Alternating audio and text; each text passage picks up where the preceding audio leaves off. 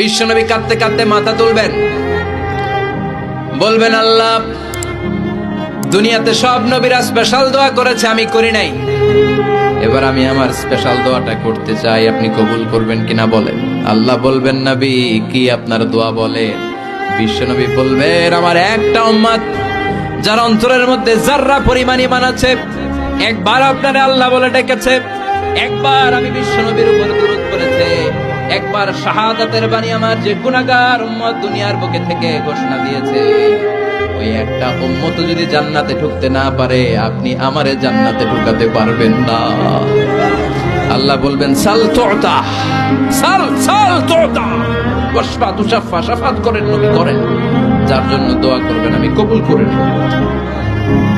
দুনিয়াতে বিশ্বনবী কম কষ্ট সহ্য করে নাই। 3 বছর শিয়াবে আবি তালেবে জেল খেটেছে। কয় বছর?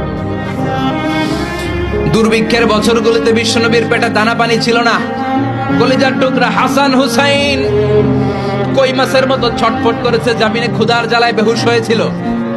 বিশ্বনবী যদি ওই স্পেশাল দোয়াটা করতেন, জান্নাত থেকে খাবারের বস্তা পাঠিয়ে দিত কে? ওই দোয়া করছিলেন? জেলখানায় আল্লাহরে বলছিলেন, আল্লাহ স্পেশাল দোয়া করলাম, জেল থেকে মুক্ত করে দেন, করছিলেন?